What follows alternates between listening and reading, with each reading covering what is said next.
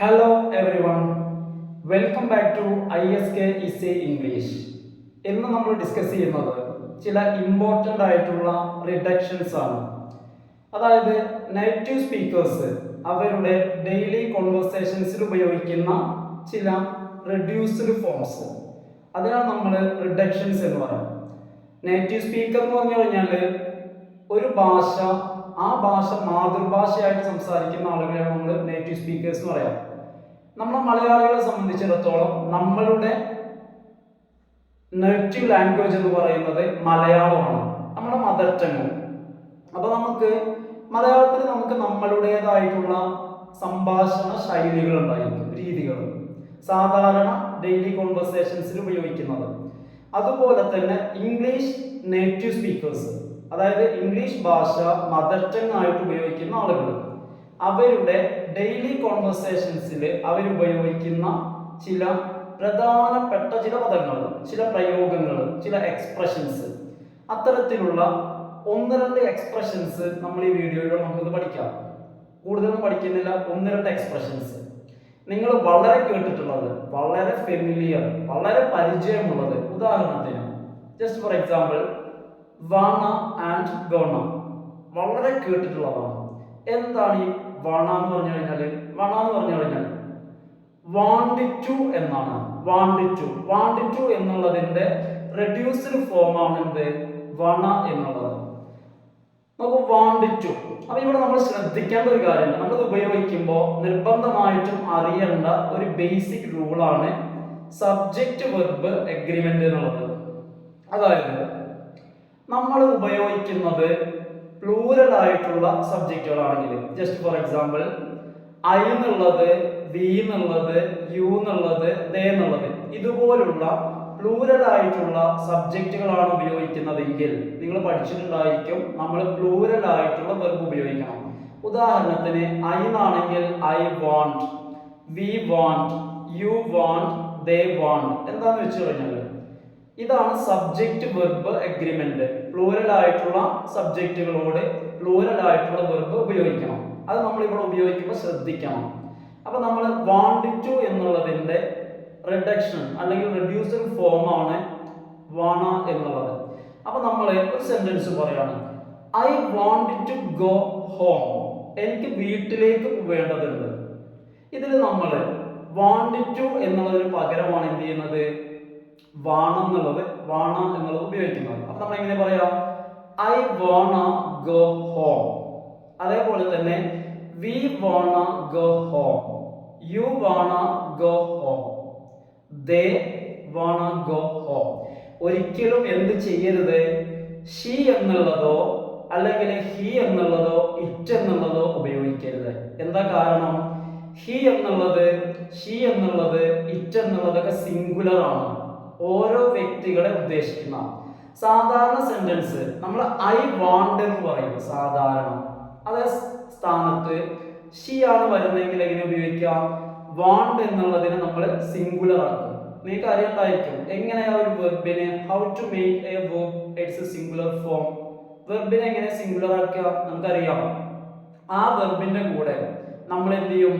ഒന്നുകിൽ നമ്മൾ എസ് എന്നുള്ളത് ആഡ് ചെയ്യും, അല്ലെങ്കിലോ ഇ എസ് എന്നുള്ളത് നമ്മൾ ആഡ് ചെയ്യും. ഒരു വെർബിന്റെ കൂടെ എസ്ഒ അല്ലെങ്കിൽ ഇ എസ്ഒ ആഡ് ചെയ്തിട്ട് നമുക്ക് സിംഗുലർ ആക്കാം.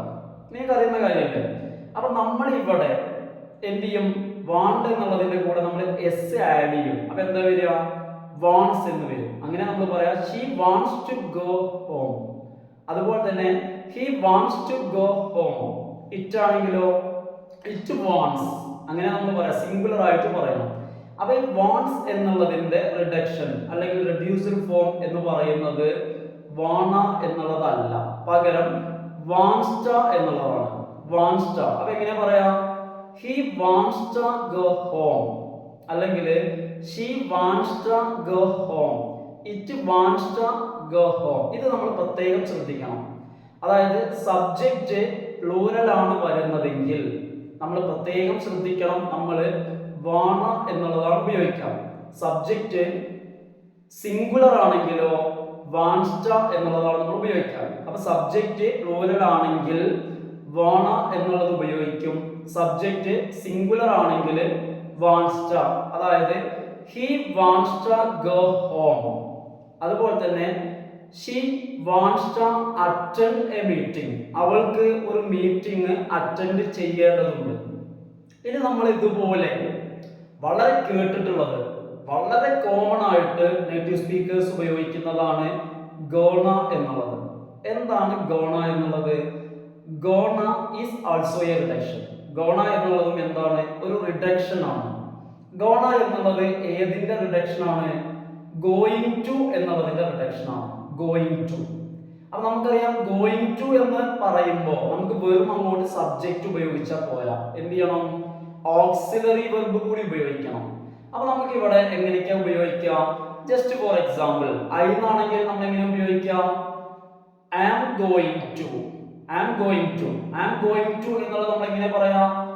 ആം gonna. Am gonna. Going to എന്നുള്ളതിന് പകരമാണ് എന്ത് ഉപയോഗിക്കുക? ഗോയിങ് ടു ഉപയോഗിക്കുന്നത്. ഗോയിങ് ടു എന്നുള്ളതിന് പകരം ഗോണ. അപ്പൊ നമ്മൾ എങ്ങനെ ഉപയോഗിക്കാം? ഐ ആം ഗോയിങ് ടു എന്നുള്ളത് ചുരുക്കി പറയുമ്പോൾ ആം ഗോണ. ഇനി നമ്മൾ പറയാണ് I am going to go home. എനിക്ക് വീട്ടിൽ പോവേണ്ടതുണ്ട്.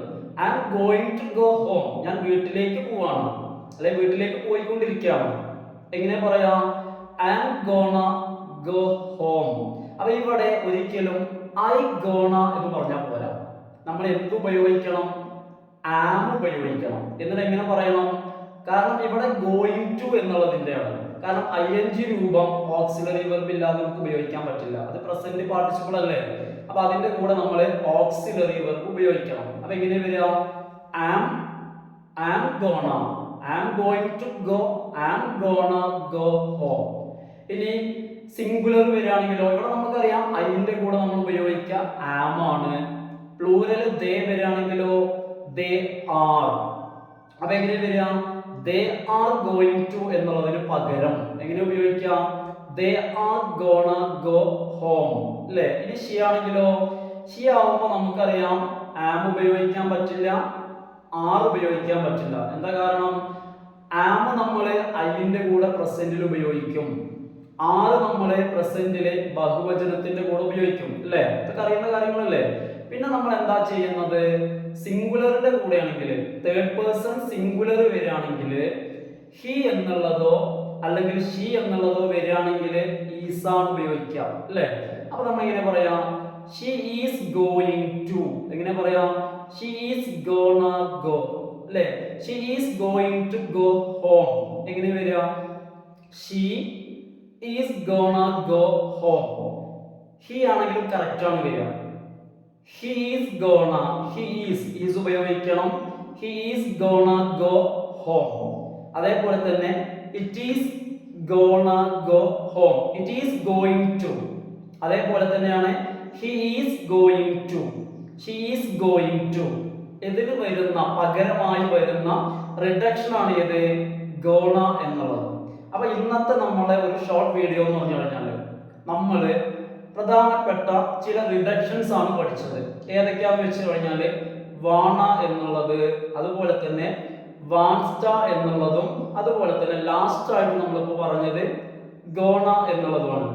അപ്പൊ നമ്മൾ ഇത്ര ഡിസ്കസ് ചെയ്ത കാര്യങ്ങൾ നിങ്ങൾക്ക് ഉപയോഗപ്രദമായിട്ടുണ്ടാകണം എന്ന് പ്രതീക്ഷിക്കുകയാണ്. നോക്കുക, ആദ്യമായിട്ട് ചാനൽ കാണുന്ന ആളുകൾ സബ്സ്ക്രൈബ് ചെയ്യുക, അതുപോലെ തന്നെ ലൈക്ക് ചെയ്യുക, കമന്റ് ചെയ്യുക, നിങ്ങളൊന്ന് സപ്പോർട്ട് ചെയ്യുക. ചാനൽ കാണുന്ന ആളുകൾക്കൊന്ന് സപ്പോർട്ട് ചെയ്തിട്ട് ഷെയർ ചെയ്യുക. അതുപോലെ തന്നെ സബ്സ്ക്രൈബ് ചെയ്യാത്ത ആളുകൾ ഒന്ന് സബ്സ്ക്രൈബ് ചെയ്തിട്ട് ചാനൽ ഒന്ന് കാണും. Thanks for watching.